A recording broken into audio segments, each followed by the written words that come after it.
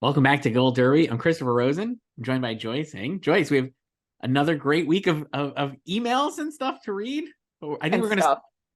but I think we're gonna start with The Killer. Was that what we came up with? David Fincher's new movie on Netflix Friday. Yes, finally. A movie I can't wait to watch again. I One went of and, my favorites of this year. I went and saw it again in the movies, Joyce. One of the few movie theaters playing it. So, are you gonna watch it again this weekend on Netflix? Oh, probably not this weekend, but I will absolutely watch it again on Netflix. Mhm. It's Yeah, in my mind a perfect Netflix movie because it's less than 2 hours and it's very episodic. There's like 6 chapters and very it's great. watchable. Yeah, It's so watchable, and just so economical and simple and crisp and lean. How many other adjectives can I come up with here? But it's like that's just the way it is. And it's just this really fun revenge thriller. So I this is the Fincher mode that I love. I like it. It's funny. I actually don't even know if I think it's great, but I love watching it. How's that? Having It's watched a it a it's a second great dad time. movie. Yeah, I had a great time when I watched it the The thing first that's time. fun is, like you said, it's like a typical revenge thriller. There's elements of like John Wick, certainly, and like all these other movies that you've seen before, probably in within the movie, including Haywire, which I actually think is like the most analogous to it, is Steven Soderbergh's Haywire, almost down to the where I know Soderbergh obviously spent a lot of time like with Fincher on this. Like he like last year, and like Soderbergh does like his diary. I think he watched it like 4 times last year in like 2 days. So I feel like he might have been giving notes, or I know they have like that kind of collaborative relationship. So I do think it's a lot like that movie as well. But then I also think it's funny to think about it as a response to Mank and also just in general, Mhm. like Fincher. It's like there is like a deeper level to it beyond just like this like completely uh perfectionist guy, like or like who's like Yeah, a lot of people have, said it or called it like a metaphor for his career. it certainly is a little, but I was like, this is not to get into spoiler stuff, but the movie starts with a botched job, and that is a spoiler, I guess, if you haven't seen the trailer or don't understand the concept of a No, that's revenge in the movie. log line. That's not a spoiler. If it's in Oh, the log line, it's not a spoiler. If it you don't starts read the log line, that's on you, but it's in the log line. starts with a lot that it starts with a botched job where the killer, the title killer, played by Michael Fassbender, has spent a lot of time on narration. He might only say out loud in the movie like 20 lines, but like there's tons of It's voiceover kind of throughout. like Jason Bourne last Bourne film. It's like And 50 lines. he spends the whole opening of the movie talking about how fastidious he is and how great he is at his job, basically. And then he has a fuck up. And it reminded me a little of like Mank. And I know because I think Mank is great. I do love it still, but I know people do not like it. And I do think a lot of this movie is like his response maybe to Mank, and the whole thing, the way it like kind of tie again, like not, I won't spoil this, but I think the way the movie ties into like the way he takes revenge and who he takes revenge on and how it kind of wraps up, it does feel like a broader metaphor for like him and then Netflix and like as a filmmaker, like all these different things. So there is like a layer of that on top that'll be fun to revisit on many rewatches because, like I said, I think it's very watchable. It's incredibly rewatchable, and like you said, it's episodic because he goes about his revenge plot one by one. Yes, there's So, chapters and to then this. there There's are chapter title titles. cards and Yeah, everything. It's great. And love a then he has chapter different. title. The best running gag is just his different aliases at every stop. Really great. Loved it so much. Just really, really fun. And yeah, Michael Fassbender is great in the role. Like his voiceover, impeccable. There's Oscar for best voiceover because we know he's not getting into best actor. No, But it like so droll, so dry, so funny.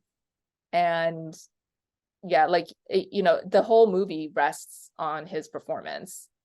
And he just slays it. So and then there's the other actors come in their chapters, yes, and they're great, like Tilda Swinton, really good in her scene.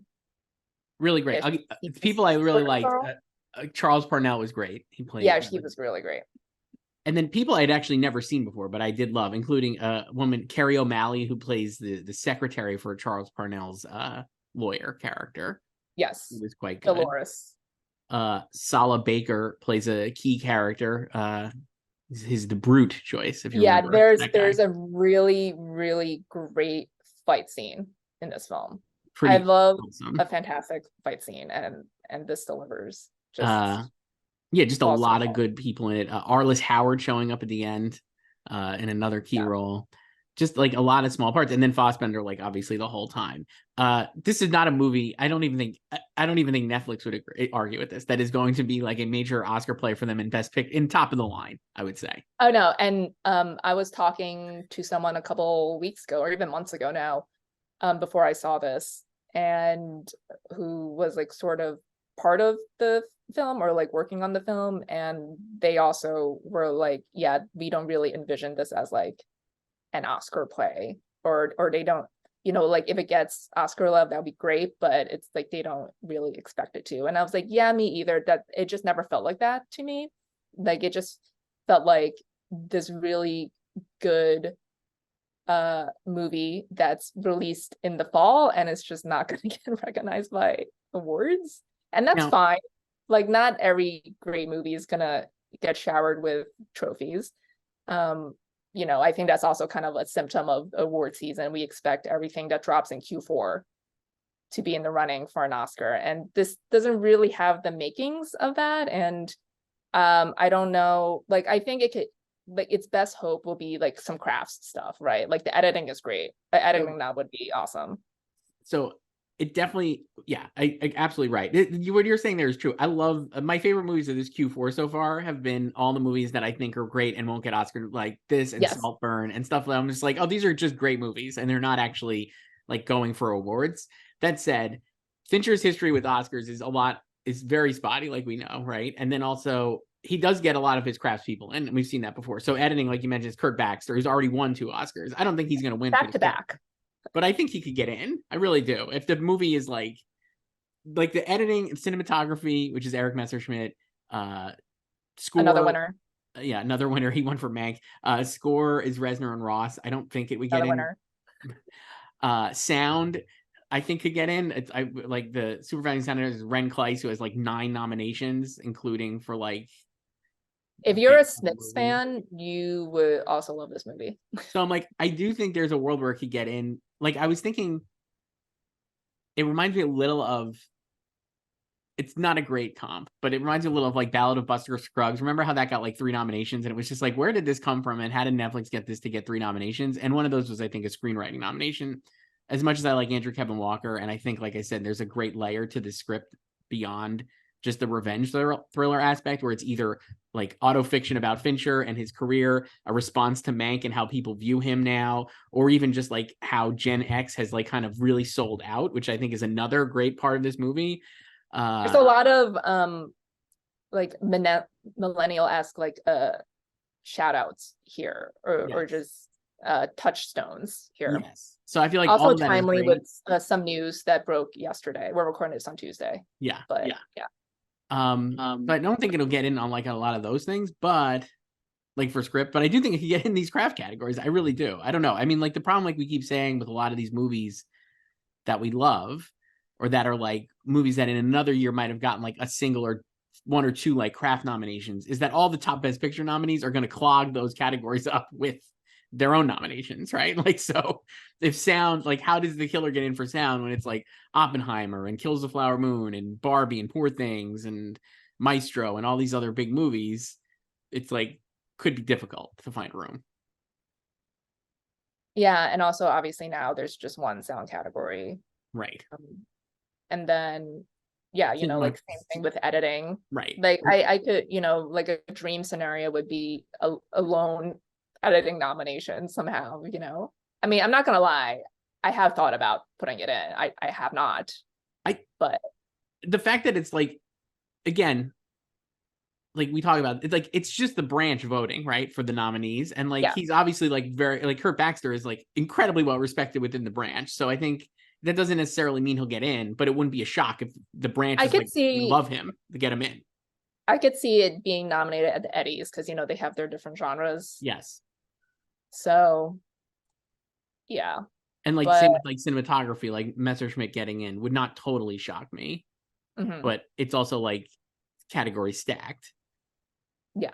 I do think this will be like, there's obviously no data on it so far, and like it had a cursory theatrical release to the nth degree over the last 2 weeks, where it's like playing at the Netflix owned and operated, and then like Alamo Drafthouse and like other movie theaters. So it's not like it didn't even, who knows how much money it even made. I don't even think they report box office, but I absolutely think this will be like way, and no, it's not a knock on like a movie like Naiad, which came out on Netflix this last weekend.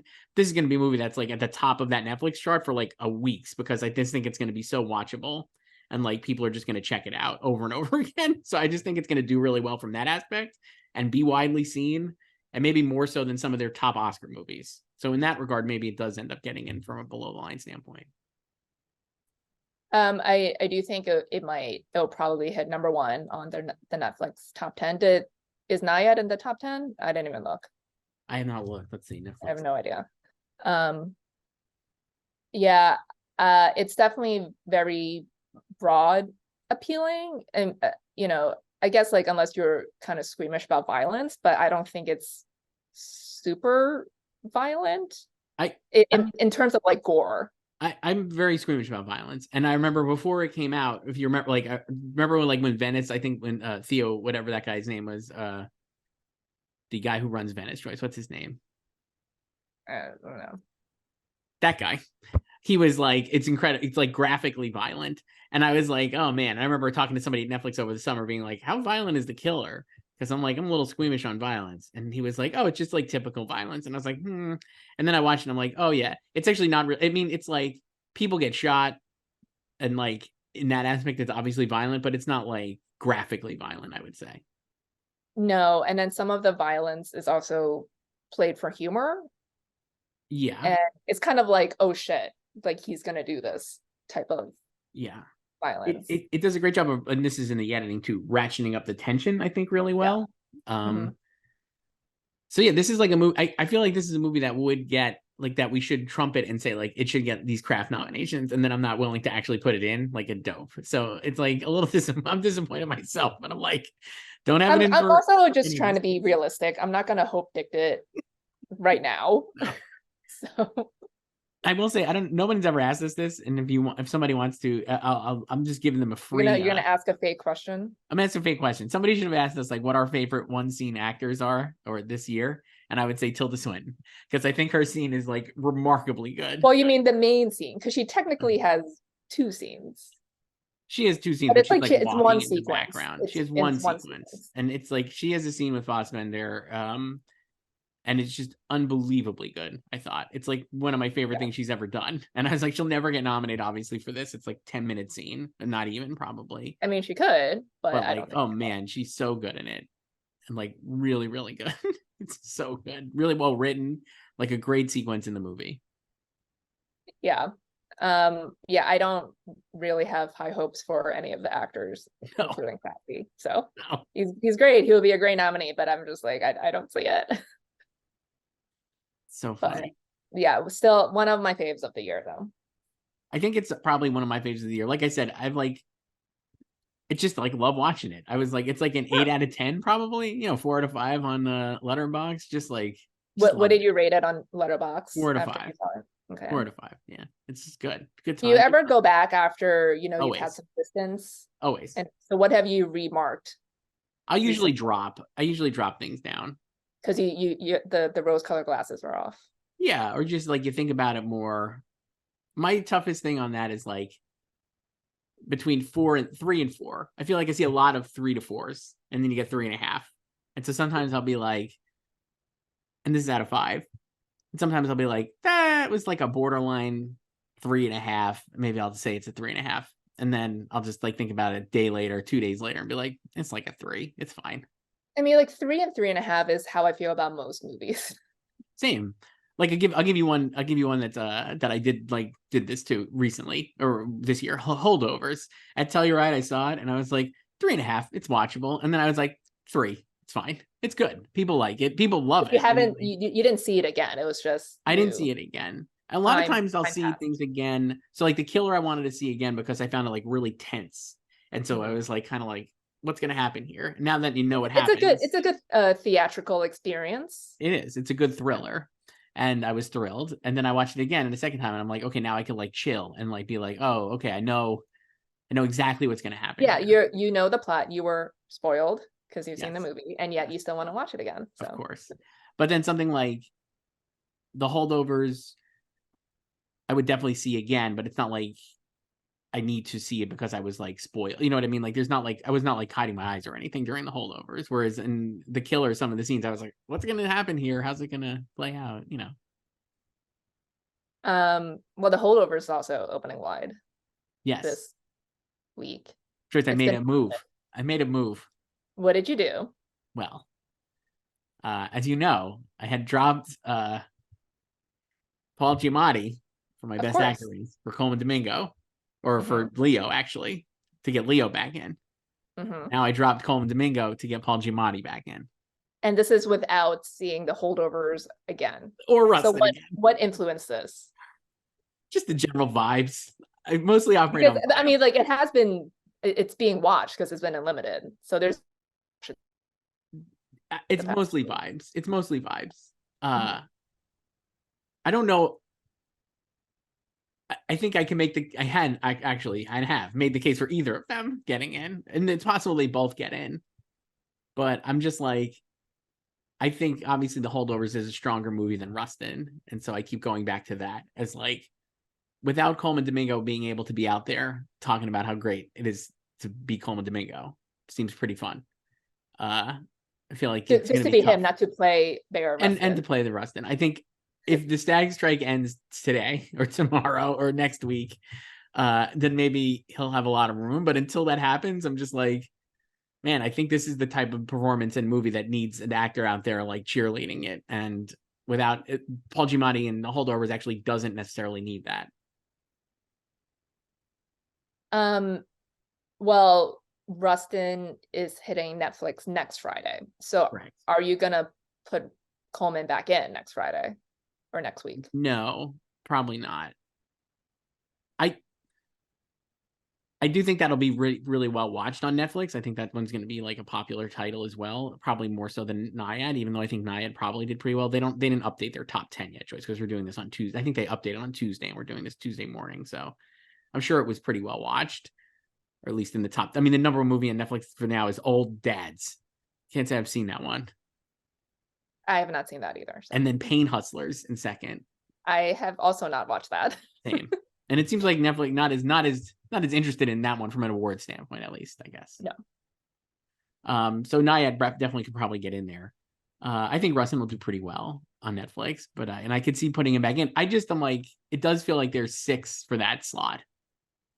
So now you have the same 5 that I do. I do, which I think is wrong because I think I think Coleman could get in, but I don't know who to drop for Coleman then. It would be Leo or Paul. Jeffrey Wright somehow still like 6 in the odds, I believe. But I think he will absolutely Well, get I think most people just don't update, and on paper Coleman seems like the safer pick. But you know what? American Fiction, it's like they're working it. Orion, Cord Jefferson is everywhere. He's We really don't need making Jeffrey Wright. Cord Jefferson is everywhere. he's everywhere. And people like him and they really like the movie. And so I Yeah, think that movie's I gonna think do it's really a well. nice discovery for people too. Yes. Like they're surprised by like maybe they go into it like knowing it'll be funny, maybe they've seen like reviews and stuff, but there is more to that movie that is not spoiled in the trailer. There's a lot missing in the trailer for that movie. Which I'd be curious to see. I mean, is talking about what the movie's about. I don't even know anymore. People have got me so tied up with these spoiler things, but there's a whole other aspect of the movie that's like a family drama. I think that's not a spoiler to say based on like whatever, but the trailer is more also leans into the About the book. Yeah. book and the kind of like mockery of progressive morons. Yeah, and that I think how would you describe it? I think that storyline, the book and everything, that it dovetail with the family storyline. Yes. But obviously this is the selling point when you're trying to market the film. But I will say I could see them doing another. They're absolutely going to do like another round of marketing that focuses on the family stuff, especially because I just think like that will also help get other people into the movie. Yeah, and also, I mean, remember the reactions out of TIFF were like Erica Alexander, and she's not even in the trailer. Like that whole storyline is completely missing from Yes. the trailer as well. So yeah, Yeah. I So think it's like a good balance between like the satire mhm, of, the just the commodization of like Black stereotypes, mhm. and then the family drama stuff. And then I also think it works on a third level, which I think is like the family stuff is actually a little like some of the satirical stuff that it's mocking, that it's played straight and then works as its own thing. It's like really well done. Yeah, It's and like the ending is great. We have a lot of great endings of films this we year. do. Yeah. Uh, we'll talk about American Fiction in a few weeks, I guess, when it's Yeah. closer to coming out. But so now, so where did you just put Paul back in fifth? Because you're ready to drop him at any. I had Paul. I had him in fifth, and I had Coleman in fifth. So I just put in Paul in fifth. I have Bradley in first still, then Jeffrey and Killian, and then Leo, and then Paul. I'm still not convinced Leo is getting in for sure. I don't believe that at all. I have him in, but I'm not 100% certain that he is getting in. I still don't know any regular person who's seen Killers of the Flower Moon. My sense is that not a lot have, though. They obviously have, based on like people have seen it. Well, yeah, it's like I think, the Marty stands have seen it, maybe the Leo stands as well. I think it's mostly Marty stands.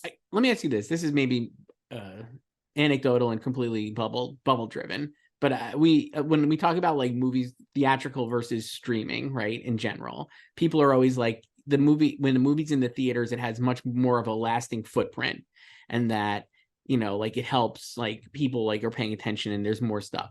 And with Flower Moon, I felt like there was so much noise around it going into the release, and now we're 2 weeks out from the release, and I feel like I don't really see a lot unless it's people being like, actually it's not failing at the box office, like we were saying. Like that's like a big thing now, that people want to like defend its box office honor. But I'm like, I don't see a lot of people still reckoning with it in a way I felt like maybe Barbie and Oppenheimer was still generating like tons of noise about their tons of discourse about the movies, whereas the Flower Moon discourse is now maybe already over because of how much was written beforehand. And maybe that has something to do with the fact that it premiered at Cannes and it was like people have seen it for months. But now I'm like, it's mostly focused on the box office. I don't know. It just is weird to me based on like what kind of we established, what we know about movies in theaters versus just being on streaming. I agree, like the first week of its release was when the discourse was heaviest about the film itself and like what it means and what Marty was doing and the ending and everything. I think within the last week, well, we have Marty's reaction to the Brendan Fraser backlash. That So that was, was yeah, a that was whole good. other cycle of Right. press. He has that girth. And then yeah, like you were saying, like over the weekend, it was just like people coming out to defend its box office, which is completely fine for this movie. It's made like 52 million. No one ever expected this to turn a profit on a $200 million budget. Right. And everyone knows this is not why Apple bankrolled this movie. Right. So not for box office. And but yeah, there was like over the weekend, people were just very, very up in arms about a specific tweet. That I was was just dry box office copy.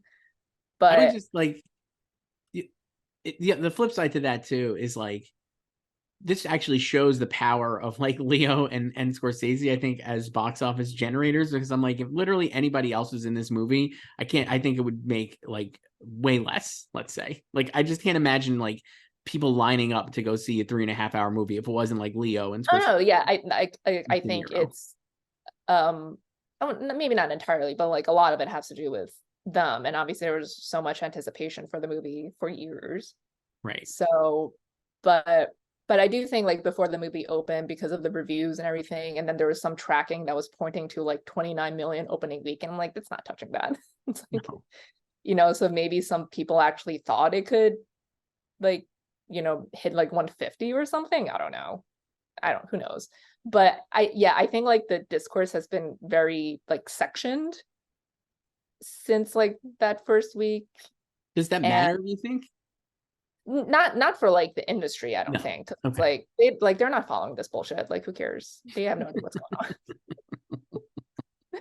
on. They're not on Twitter.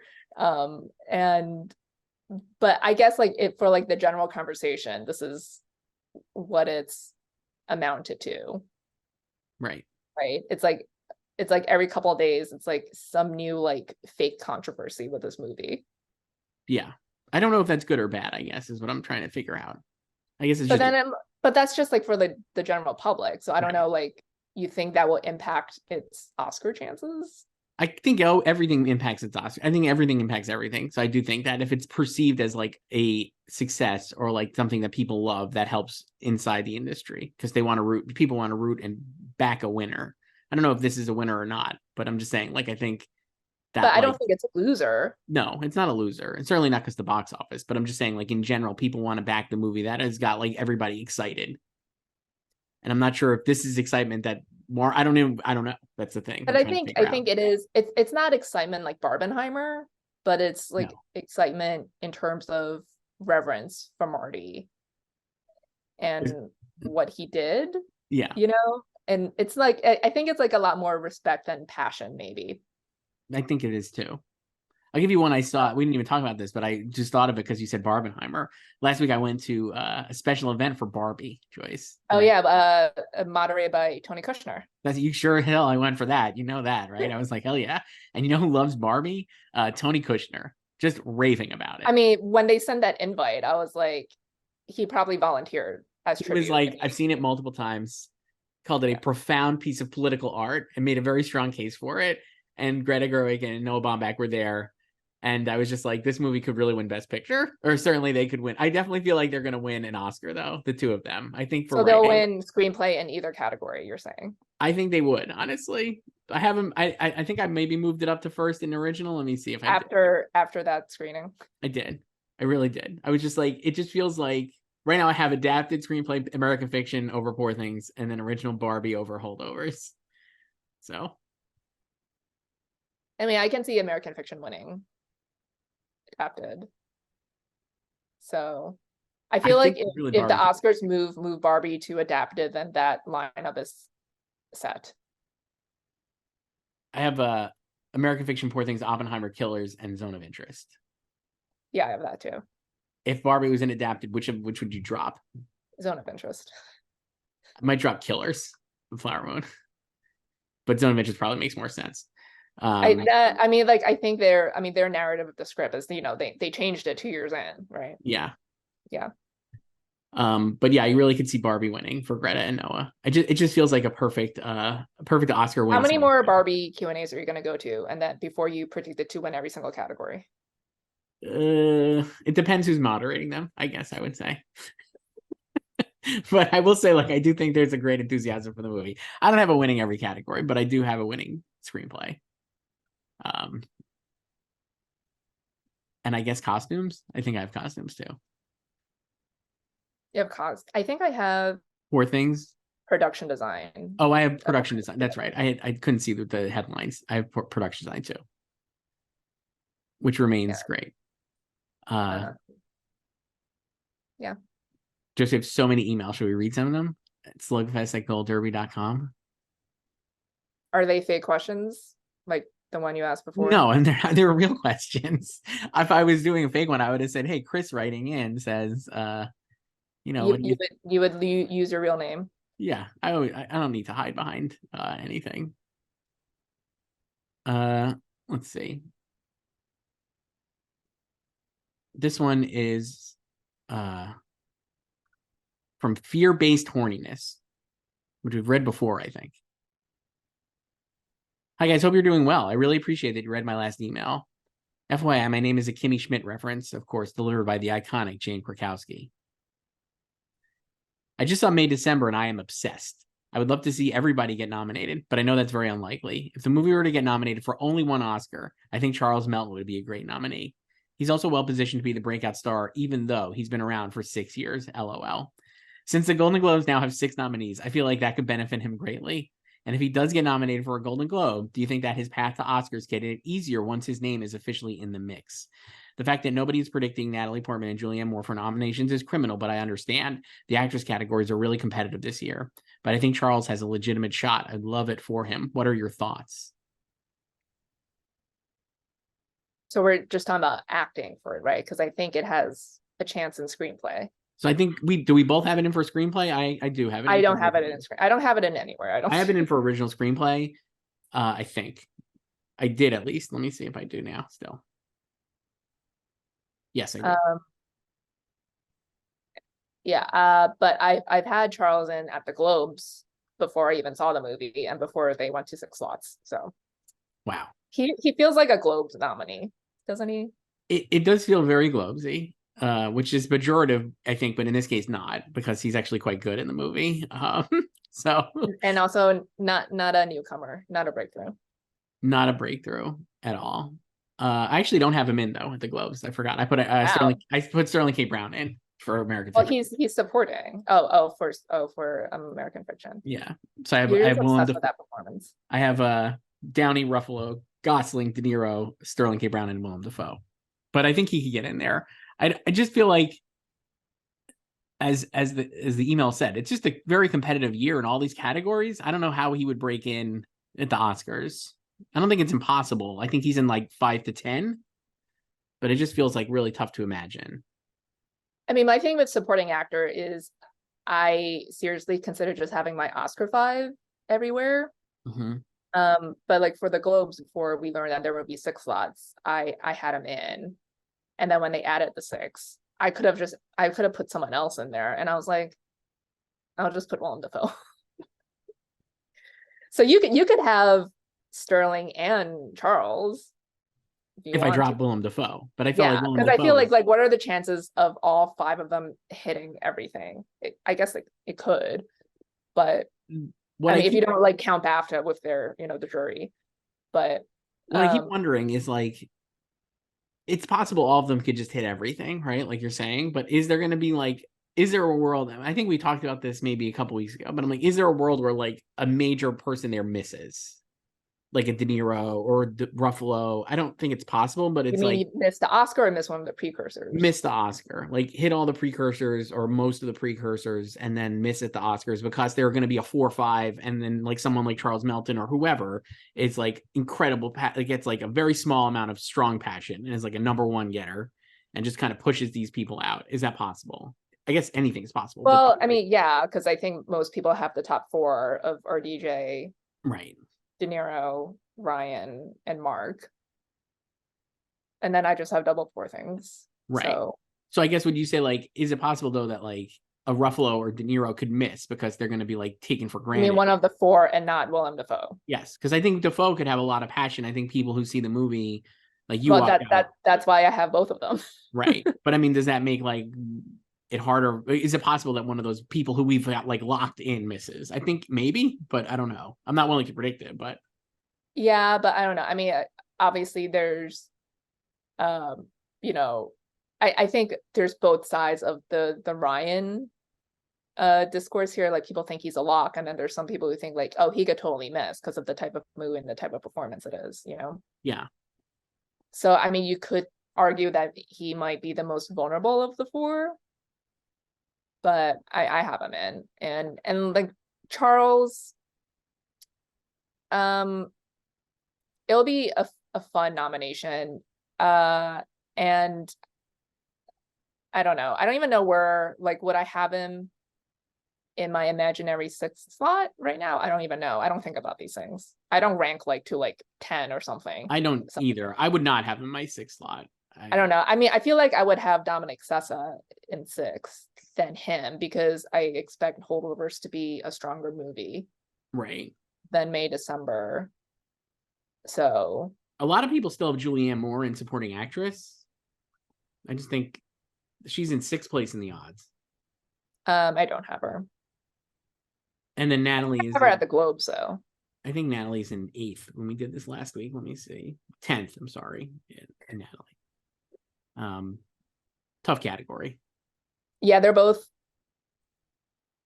It's like, if The Color Purple doesn't land, then Julianne can get in because that opens up, quote unquote, 2 slots theoretically.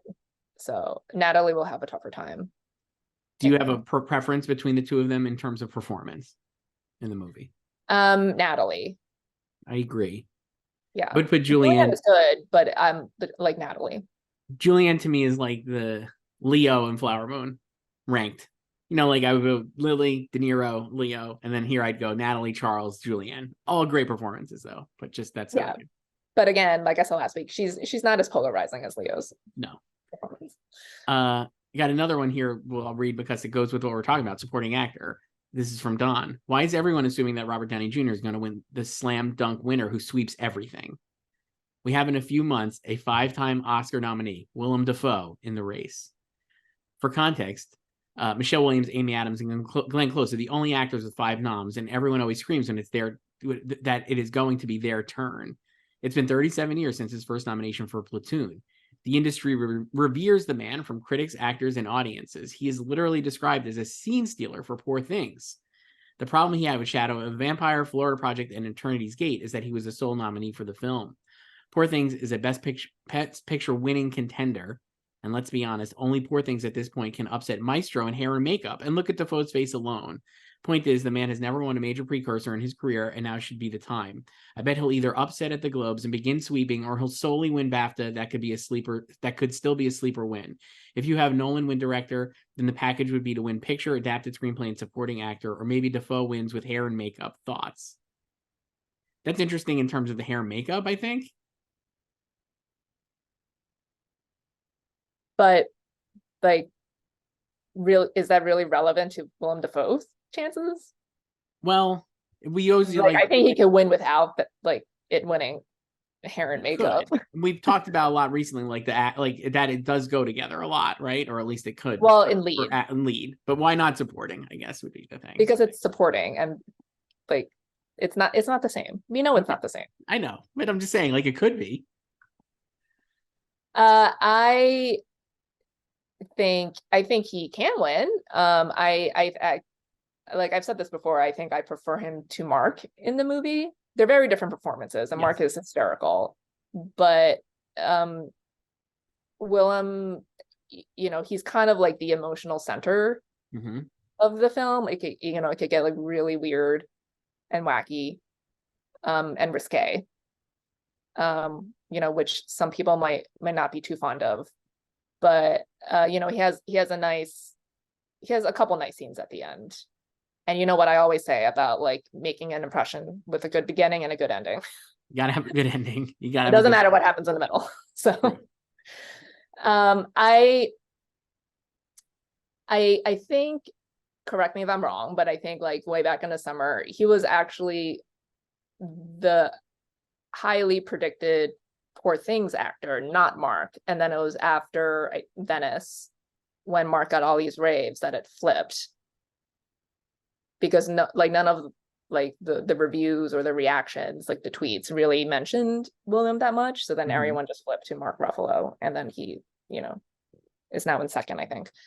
But I have them both getting in, and I think he can win. And then the argument about Michelle and Amy, I think, is kind of different for Willem, because I don't think, while he's obviously a legendary actor, widely respected, I don't think he's considered A-list matinee stars or marquee names the way that Michelle and Amy are. And I think that's why there's, especially online, there's more of a push for them, and also because they're female actresses, to win Oscars. But I do think he has his own supporters and fans, especially cinephiles, who will love to see him win, but they're just not as vocal as fans of actresses are. I think that's true. I also think this is not his fault, but I think it's the wrong year for the "it's time" narrative for him, because everyone else in the category is "it's time," right? Downey, Gosling, and Ruffalo all would maybe stake claim to that kind of thing as well. Not De Niro, because he's obviously won. But I just feel well, I mean, numerically, he has the edge over them. Sure, he's got the most nominations, but I think the fact is, like, people are like, Downey should have an, you know what I mean? Like, it's like, I think that narrative would hold more water if they weren't also involved.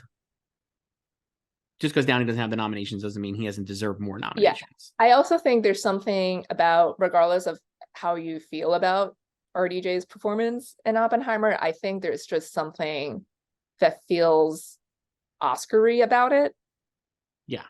You know, like I think like De Niro is probably better. Like his performance in Flower Moon, I think I might prefer more to RDJ and Oppenheimer. I haven't seen Oppenheimer since July, so I don't know. But I also haven't seen Flower Moon since June. So, but like there's I don't know. I think like there's something I think I had more like visceral reaction to De Niro in Flower Moon. This is like I haven't loved him like this since The Intern, you know. And then I think there is a little bit of that to the discovery, yeah, aspect, right? Or but I think there's just something about like RDJ as Strauss, and then the way the character is in the movie, and the heel turn at the end, you know, it feels like very movie star-ish and something like the Oscars like. And then, you know, like you said, like De Niro has also won before. right. So it's like, do they want to give him a third for this? And then, you know, they already snubbed him for The Irishman, when at this point, you know, 4 years ago, everyone was predicting him to get in. Mm-hmm. Totally different performances, but it's like, yeah, he has more of like the Pacino performance in Flower Moon compared to the Leo performance in Irishman. So yeah, and then there's Ruffalo too, who is kind of like a younger version of Willem Dafoe, I think. Mm-hmm. Yeah, and they're both in the same movie. I don't know. It's tough. That is really a tough category. I don't know. Yeah, I mean, it'll be fun if they split precursors, but again, I could just see RDJ sweeping too. Who do you think will win at SAG? RDJ or Gosling? RDJ. Interesting. This one's from Justin. Subject line is Head versus Heart. I have a theory about Best Picture, at least since the 2009 expansion, and especially with the Academy membership changes. The Best Picture winner will usually tug at the heartstrings unless there is some sort of consensus that a cold movie, in quotes, is basically flawless. I don't think that emotionally affecting movies are worse. Moonlight sure is an emotionally affecting movie after all. But when the widely perceived technically superior movie loses steam, I think this is why. Quote, weird or goofy movies can win if they hit the heartstrings, even comedic ones. But there better not be a single criticism that sticks if your movie is less emotionally driven. Among the contenders this year, then, do you see any movies that are less emotional but basically beyond reproach with voters? And if not, what movie might capture the emotional impact to carry it across the line?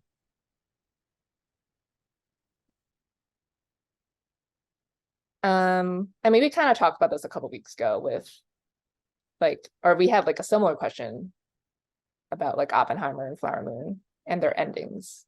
Yes. Well, I think like the emotional aspect, they're both emotional in very different ways. They're not uplifting necessarily. Like Flower Moon is kind of like a feel bad ending, but it's a great ending. Yes. But there is like an emotional core to it that's not really tied with the ending. It's more tied with like the Molly character, right? You know. Mm-hmm. And then there's also like a guilt trip aspect to it.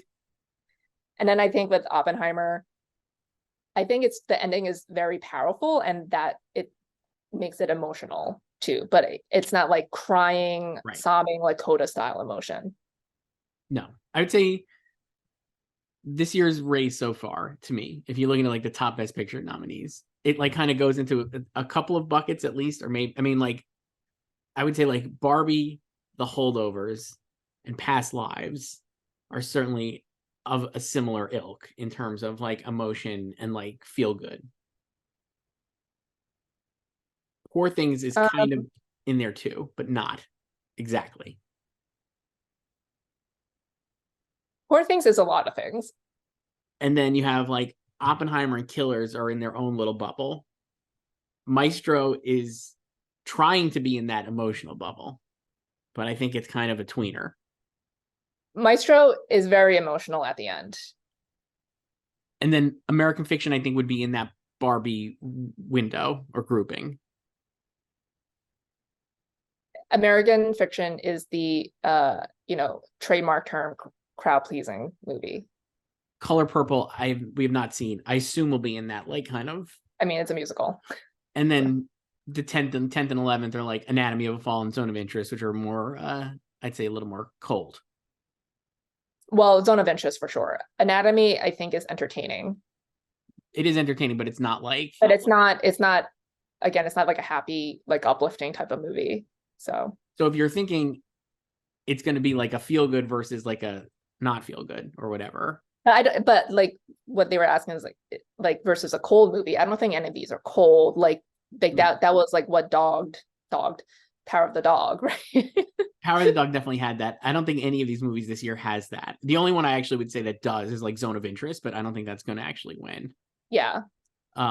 So it's interesting that this is not like a perfect comp. I do agree though, in the past, like these have been like one, like the type of movie that wins is either got to be like really unimpeachably great or like a crowd pleasing, like kind of like emotional movie.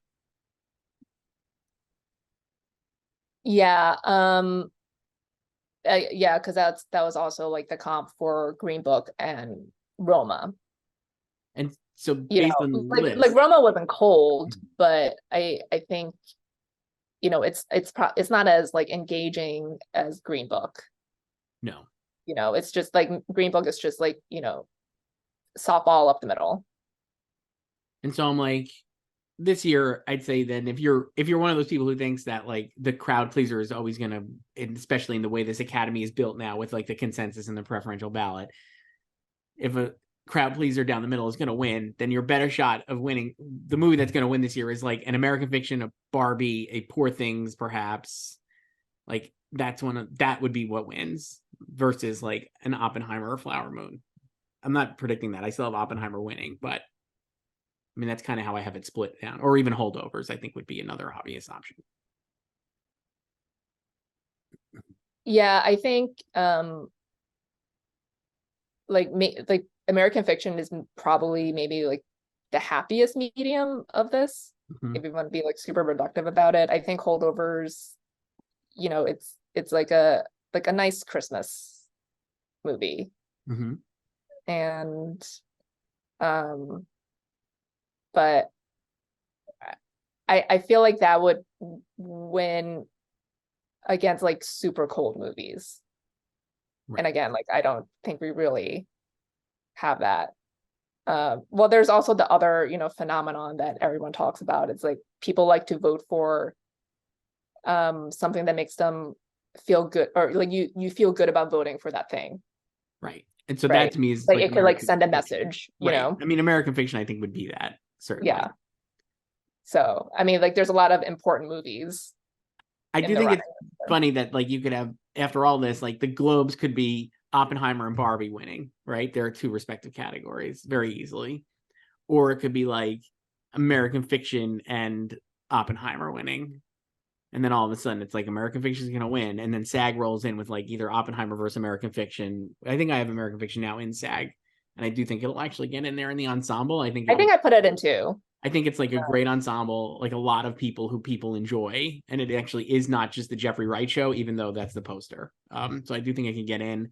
And it would be like the type of movie, that kind of underdog movie filled with like a lot of actors that would win over Oppenheimer. And then all of a sudden it snowballs in. But do you have it winning? No, I still have Oppenheimer winning like everywhere, but I'm not sure. I don't actually necessarily believe that. So same.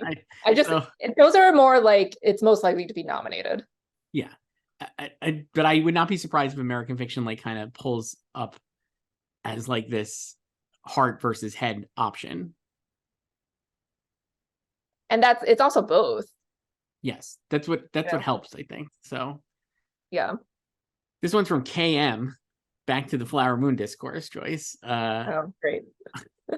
I have a question about whether the Academy honors submissions when they vote.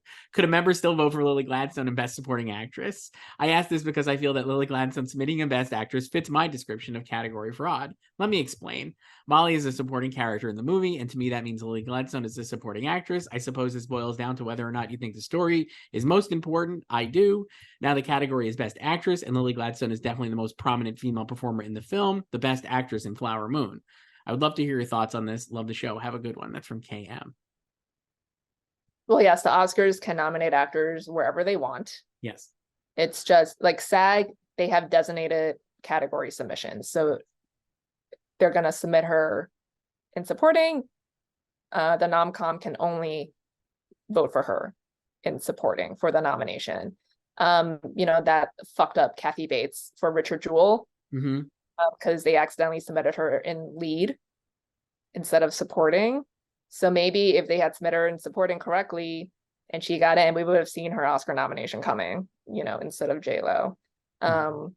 There's been examples of that over the years. But the Oscars, they could put actors wherever they want. That's how Kate Winslet campaign won things in supporting the whole year for The Reader. I haven't seen The Reader. Oscars put her in lead. And she won because they didn't give a shit about Revolutionary Road, which is what she won the Globe for in lead.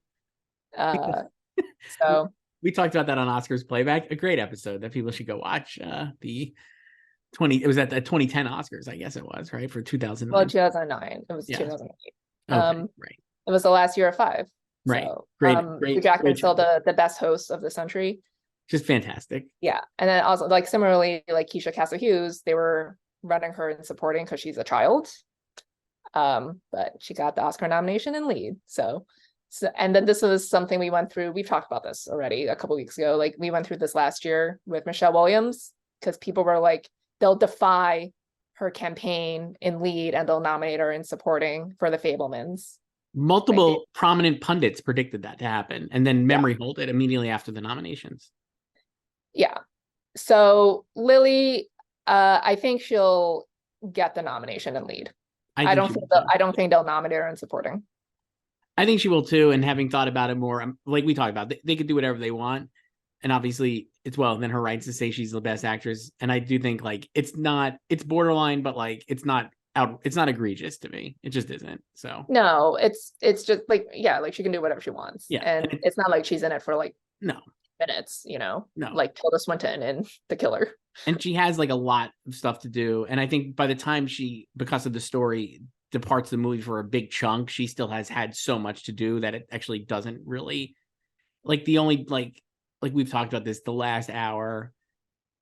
The tough thing is I think she is so good and the most compelling part of the movie. So when she's not there, the movie kind of dips, but then also she's not there because that was the story. And I don't really know how to fix that. I don't even know how I would have how they could have fixed it otherwise, really. I mean, I think I kind of talked about this a couple weeks ago. I think they could have returned to her after the arrest, more stuff with her. Yeah.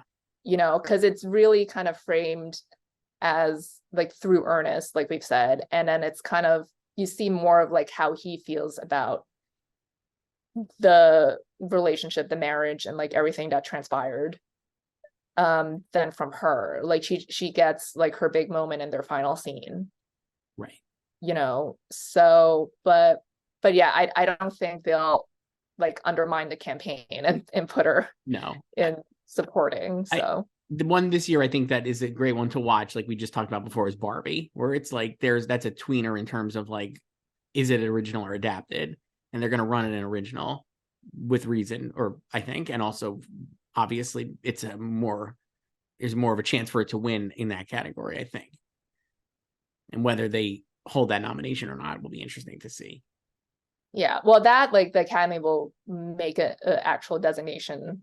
Yeah, with the actors, we don't know until they announce the nominations. Right. So, but yeah, I think she'll get in and lead. So. Here's our old pal David L. Last week, Joyce, he wrote in, talked about Matthew Perry at the end of his email, and I didn't read it because I had other emails on Matthew Perry. And so David was mad that I didn't read it. I'm just giving you full transparency here. I don't read This all is the backstory to I'm this giving you email. context. I don't read everything people write in the emails just because like we're producing on the fly here. You know, I mean, like it's just like gotta like kind of do some editing and stuff. Anyway, here's David L.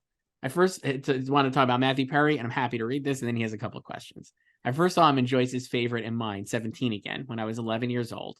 I watched all of Friends right after that summer. I met Matthew once at his book signing last year, and I just really want to say he was an underrated comedic genius that inspired us all to embrace our funny selves and not be afraid to ask for help when we're struggling. And for that, we love him and we'll never forget him. As he said as Chandler in the episode, the one with the blackout, yes, he was some guy. That's a nice tribute to Matthew. And gum would also be perfection. And now, David's two questions. My two questions are now that the WGA Awards were historically delayed to after the Oscars next year. Do you think the more ceremonies will get unreasonably pushed depending on the length of the strike? And do you think this could affect some surprises or upsets in terms of win at the Oscars with a little rubber stamping to piggyback off on? Tell me your thoughts. It's from David L. Well, as we're recording this again on Tuesday, the SAG strike still on. Yeah. So what we say after this, it could be, as my friend Joey Tribbiani would say, a moot point. But let's assume the strike is still on. You know, who knows what will happen to the SAG Awards? It's like the studios are now allowed to submit, obviously. We know this. But like what will happen? You know, the nom-com. Like how will the strike, if it continues, affect voting? And obviously they could move the ceremony as well.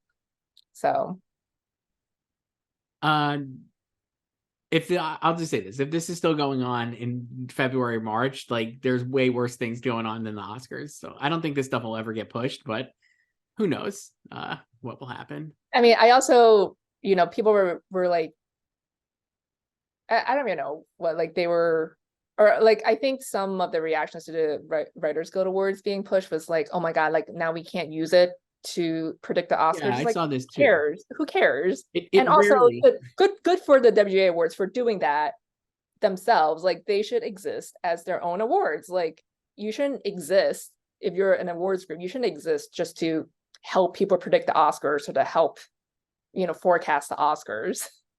It also struck me as strange because it's a historically not great comp. I don't never well, even yeah, because there's going like, to be a ton of ineligible scripts. There's so many scripts that are ineligible. You can't really like it just is like not really a reliable indicator to me at all. So it doesn't matter that it got pushed at all. It's great. Let them do whatever they want with their show. Let them do what they want. They're their own thing. Who cares? And like, sure, like it probably won't get a lot of shine in April if the Oscars. I think the Oscars will still stay in March, but I wouldn't be surprised if they move. But yeah, but like, you know, no one knows the Writers Guild Awards exist anyway, except, you know, people like us and like film Twitter. You know, like my friends have no idea what it is. Yeah, my friends have no idea what the SAG Awards are. So but yeah, everything else, I don't know. I mean, the Emmys, my God. The Emmys, they should have just had happen, I think. Yes, they could be having it, you know, this week. They should have done that. But what do you? And then the Globes is the first Sunday. Critics' Choice. I can see Critics' Choice moving. I actually could see that happening too, because the whole show is built on the selfies in the crowd, and so if they can't do that, and also like they just want like more time, like that's their whole thing, you know. Yeah. And more emails at slugfest at goldderby.com. Slugfests with an S. If you're writing this down. This one is from Jane. A new emailer, Joyce. The Killer is out on Netflix this week. And I heard it has a McDonald's scene in it. Who uses McDonald's better, The Killer or Loki? That's from Jane. Loki for sure. And the McDonald's stuff in The Killer, he's not actually in the McDonald's. Like we have scenes in a McDonald's and Loki. Like he talks about McDonald's, and then he gets food from McDonald's, and then we see him eat it, but not inside the McDonald's. Correct. And he doesn't eat bread. Just all no, totally like sociopathic, but makes sense. All protein. Yeah, all protein. all protein diet for him. But yeah, Loki all the way with the McDonald's. Joyce, do you see, did they, have they done like Loki stuff at McDonald's? Are they like tying it into Well, yeah, we talked like the sauce, remember? Oh, they did We that. talked about Are this, they I think. are they still doing that though?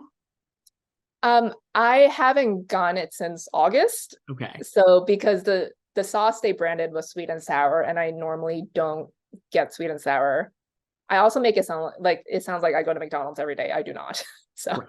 but since I've been to McDonald's since August, I have not gone sweet and sour, but I still have one more Loki branded sweet and sour sauce left because I keep forgetting to get just now their regular sweet and sour sauce as a control to test it because my friend and I could not figure out if it was different. I think it's the same. I think it's just the same, and they just slap Loki on the sticker, you know? I'm sure that's true. Yeah. I don't think they're doing a Loki. I mean, they should have done like some Loki, like a Loki meal or something, or like some. Feels like they did a whole thing for Grimace's birthday. Not for Loki. Not for Loki. Rude. This one's from Derek. Hi, Joyce and Chris. Huge fan of the show. I'm so psyched for Napoleon, and Ridley Scott's New Yorker profile was pretty great.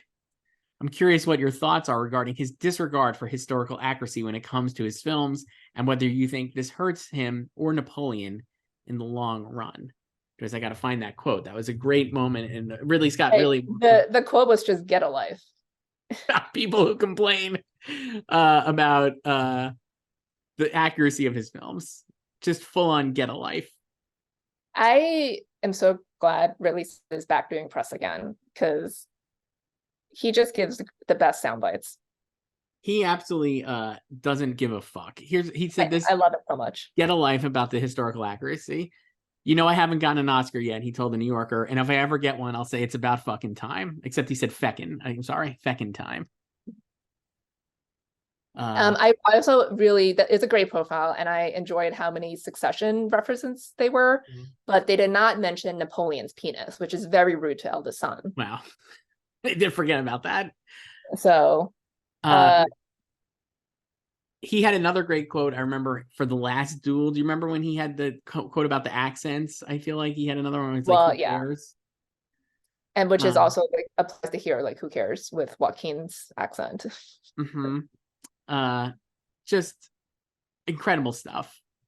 I love it so much. I really love having Ridley here. I don't know when he'll ever get nominated for an Oscar, if this is the year, but for director, I don't think this will be the year.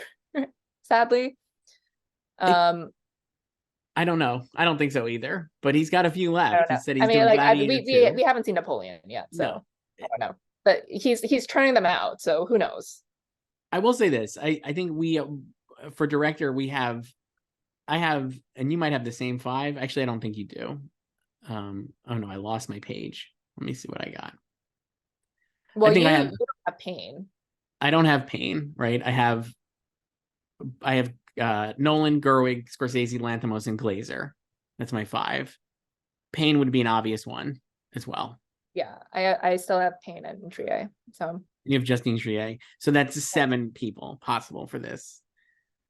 I don't think Ridley's, and then then there's Bradley Cooper, Celine Song, and Cord Jefferson round out like the top 10. And so Ridley's back there with like Litz Bazawule, Ava DuVernay, Ridley, and Todd Haynes. So this seems like a little too crowded this year. Yeah. I think Napoleon could probably make a crafts play. But in terms of the historical inaccuracies, I don't think it'll affect anything. I will say, like, I don't care about any of this stuff really, because it just is the movie, and I don't know. I'm like, people get mad about like a lot of this historical accuracy stuff. I think if it's like, I guess if you're just making, it's also like we know they do have to condense things for a movie. We know that, right? So I guess like it's just funny because like there's a whole chunk of that profile devoted to how meticulous he is about the battle sequences. Like he just wants to make this like the best battle film like ever, all of Napoleon's legendary battles. And it's like they have to crack the ice and everything, and then the Battle of Waterloo and all this stuff. So it's like he is so fastidious about that stuff, and then like he doesn't care about actual like timeline stuff. I just think that's funny. But yeah, I don't think that will really affect anything, because it's not like he's the first person to be anachronistic or anything, or play loosely with facts or in historical dramas. So but yeah, great profile. If anyone hasn't read it yet, go read it. So we got 2 emails left, Joyce. These are more on the sort of the silly side, I guess. I'll do this one first. This is from Stephanie, who I think emailed last week with a sports question, or a couple weeks ago. So back again. Chris, the Mets missed out on Craig Counsell when he went to the Cubs for a ridiculous amount of money. Now you've got Carlos Mendoza from the Yankees coming in. What are your thoughts about how this manager search played out? And do you think this bodes well for next season? Joyce, I have thoughts on this. I know you do. You tweeted a lot yesterday and retweeted a lot of things. First of all, were you expecting Counsell? I was, but I was not ever excited about him. I was too. I think I'm more surprised about him going to the Cubs than him not going to the Mets. We also knew like the Guardians were in the running, so it would have I wouldn't have been surprised if he went to the Guardians. So a lot of his thing about this was, I want the most money because managers are underpaid as a position. And then it's like Steve Cohen, loosen the purse strings. And I'm going to rising tide lifts all boats, and I'm going to do a great job for my fellow managers. And I really support managers. And then when you say all that, even if he didn't actually come out and say it, and that was like leaked, right? Like, I don't think he actually personally said that stuff. And then you go to a place where a guy had a job and you force that guy to be fired, I think you lose a little of your moral high ground, I would argue. So I found a little of that pretty phony, the whole thing, where I'm like, I got to set the market for a manager, but this guy can get the fuck out. I had a hard time with that with the Cubs and Dave Ross. So Counsell also did a nice job in Milwaukee for all our 3 listeners who care about this. But I was also like, never won anything. He's won 1 playoff series. It was just, got close. Got close. Yeah. Sure. Got a lot of wins. He also was not a manager before he was hired. I think he had no managerial experience, certainly, when he got hired by the Brewers. He was a great player and had a great baseball mind. So I'm like, on that aspect, I'm like, Carlos Mendoza could be the next Craig Counsell, right? It doesn't bother me at all. So I was fine with this.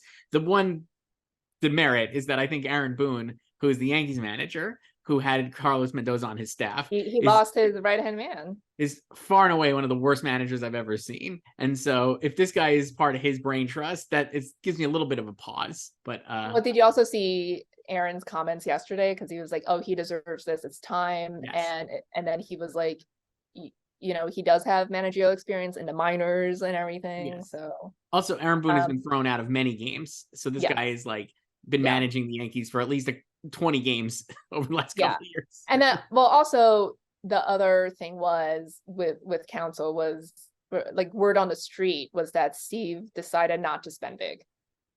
Well, I think Steve did not want to be used.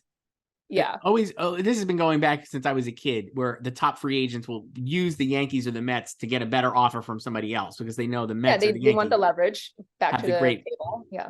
And so I think Cohen is very sensitive to that and has been used before, certainly by Steven Matz. Remember, that was a big one. And was like, I'm not doing that with this. So you could take what I give you or you could leave. I don't really need you. And the managers are less powerful now than they've ever been before in this sport, I would say, even though Bruce Bochy and Dusty Baker just were showing that the old school managers can be good. Yeah. So, I mean, I'm not, I don't know. I guess I have no expectations for Mendoza. I mean, having watched it, managers, they don't, it's funny. They don't do, based on the way the sport has evolved, it's a lot of the lineups are set by the front office and it's a lot of analytics and data. Yeah. They're just kind of facilitating. So they're facilitating the strategy. Yeah. And then also they need to keep the clubhouse in order and have some kind of you can't lose the clubhouse, right? And I think even Buck, the players liked Buck, Joe Walter. but they also didn't care about playing for Buck. That was my vibe. So this guy hopefully will be like, they'll care about Yeah, like this. I think or like I think they'll be open-minded to him. I think like my sense is like the general knock on him right now is like he has no experience doing this. Yes. But it's like just, give him a chance. Like we'll see. I also see a lot of Mets fans being like, he has no experience, and then in the same breath being like, they should have just hired Carlos Beltran, who has no experience and was hired and then fired because of the. It's just like you're just upset because it's not the person you want or expected. I think it's because he was on the Yankees. I think if it was like, well, yeah, that too. But it's also like it's like you gotta start somewhere. Like there's always gonna be a first time for someone or a manager managing a team. Yeah, there's always gonna be a first time manager. Yeah. Everybody, Joe Torre is a first time manager. It's definitely the Yankees thing, and then it's like not getting counsel when everyone thought we would get him. I'm fine with also not spending $40 million. It's not my money, but I'm fine with not spending that much money on a manager. I don't know. Yeah, keep people on their toes. It's like it's like everyone thought you were gonna do this. It's like plot twist. Nope. And speaking of plot twist, Joyce, here's the last one. It's slugfest@goldderby.com. This one's from Becca, writing about Loki, which the season finale is this week. I have not seen it. Have you? They didn't send out trailers. No, they didn't send that out. I don't expect them to send it out. I don't think so, but clearly somebody saw it because in a Variety article they talk about Marvel. Oh, the Marvel story. Yeah. The Marvel story, they talked about it. Anyway, last week's Loki basically just copied Infinity War Endgame. Which do you think is cooler, both in general and visual on screen? People turning into spaghetti or people turning into dust? That's from Becca. Oh, for sure, people turning into spaghetti. Looked pretty great. That was pretty awesome. Got a lot of that in the penultimate episode of Loki last week. I gotta say, like, with reason and justified, everybody's been down on Marvel, and especially the way the stuff has looked, which has looked pretty bad. But I think Loki looks great. The production is awesome. Loki is like their shining star. I still don't really know what's happening. I'd say the writing of the season has been the weakest part. We kind of talked about this, and the fact that Loki was, until this last episode, so backseat to the story, and Loki and Sophie were so like not doing anything, was, I think, a detriment to the show. But it still looks amazing. I think it looks like really good. Yeah, the production design is great. The music, of course, Natalie Holt, our girl, great. And yeah, like I like the fifth episode, even though it felt like something that could have been done earlier. But yeah, it was just like a good like character build for Loki. But yeah, like very, very reminiscent of Infinity War. One of the things with the Marvel shows, and even Loki, I think, is guilty of this, is that they have never once, maybe with the exception of WandaVision, felt like they were anything but movies stretched to 6 episodes. And like you're saying, like they could have gotten to this sooner, like the 4th, or this was the 5th episode, I guess, right? This last week, the one with the spaghetti and the Avengers Endgame ripoff.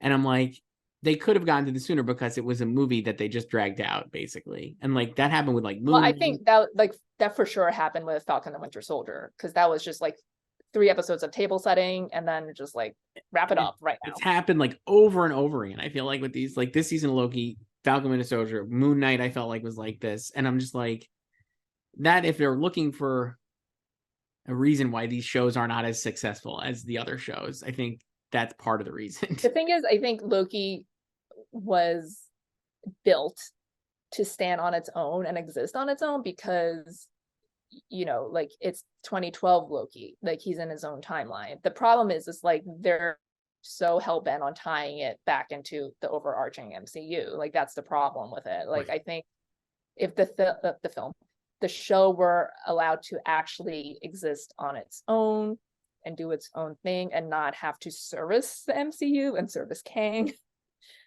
and everything, like I don't think this season 2 would be what we got. Like I still think the season, like in general, is good about it. Like the plotting of the story is pretty uneven, and it's like with everything they're explaining with the temporal loom that like I immediately forget once the episode is over.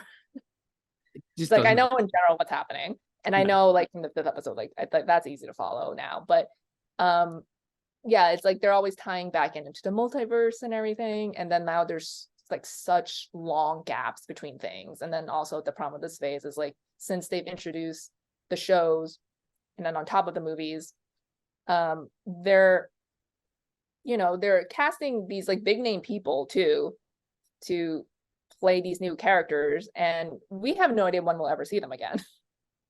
Like Very Charlize strange. Theron, Harry Styles. I mean, if you read the Yeah. Variety story last week, like all the bullshit with Blade.